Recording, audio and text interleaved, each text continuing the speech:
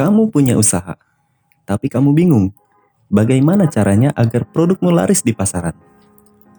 Pada materi kali ini, kita akan membahas tentang packaging atau sering kita kenal dengan kemasan. Tentunya sudah pada tahu dong, apa sih kemasan itu?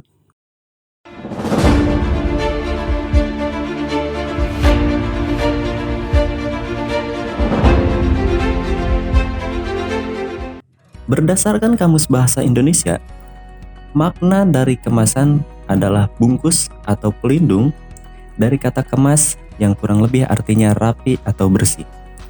Jadi, kemasan secara sederhana dapat diartikan suatu benda yang digunakan untuk membungkus atau melindungi suatu barang agar rapi atau bersih. Kemasan akan sangat berpengaruh terhadap penjualan dan daya saing produk di pasaran. Kemasan produk yang unik dan menarik cenderung memberikan kesan positif pada merek dan kualitas produk. Kemasan juga memiliki dua klasifikasi. Yang pertama, ada klasifikasi kemasan menurut frekuensi pemakaian, yang berisi kemasan sekali pakai, yaitu kemasan yang tidak digunakan dua kali setelah dipakai.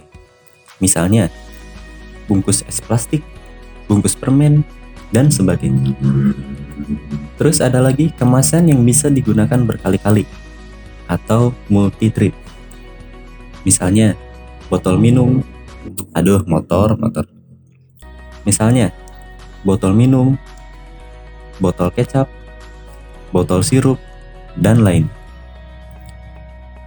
Yang kedua ada klasifikasi kemasan dalam bentuk jadi, yang berisi kemasan primer.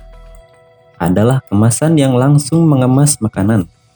Misalnya, kaleng susu, botol air, bungkus tempe, dan sebagainya. Terus ada kemasan sekunder. Kemasan sekunder adalah kemasan yang berguna untuk pemeliharaan produk lain.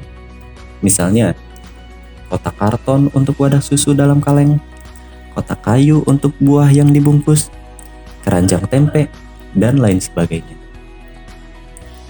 Fungsi packaging. Fungsi packaging yang pertama adalah sebagai tempat produk. Penting untuk mengetahui berat serta jenis produk yang akan ditempatkan dalam kemasan merupakan hal yang paling utama. Untuk menentukan jenis kemasan yang tepat suatu produk, oleh karena itu harus diperhatikan bahwa kemasan berfungsi secara optimal. Beberapa contoh kemasan yang dapat digunakan dalam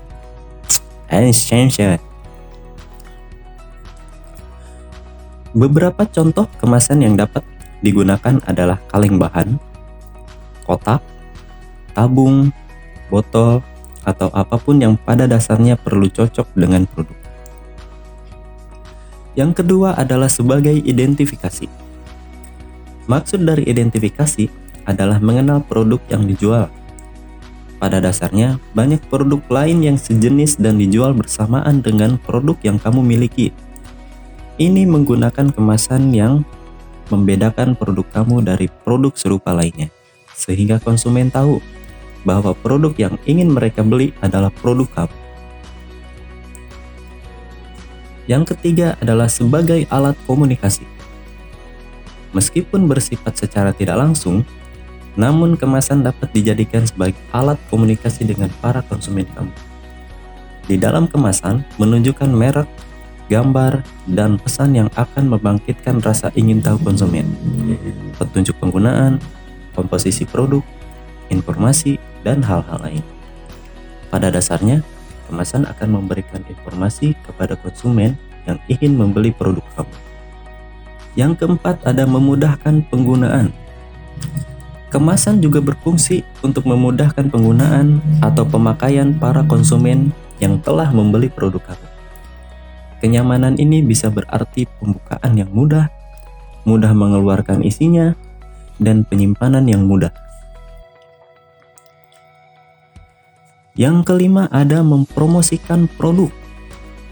Kemasan yang menarik, aman, serta memudahkan para konsumen untuk menggunakan produk tersebut dapat menambah nilai jualnya. Oke, mungkin itu saja materi untuk kali ini.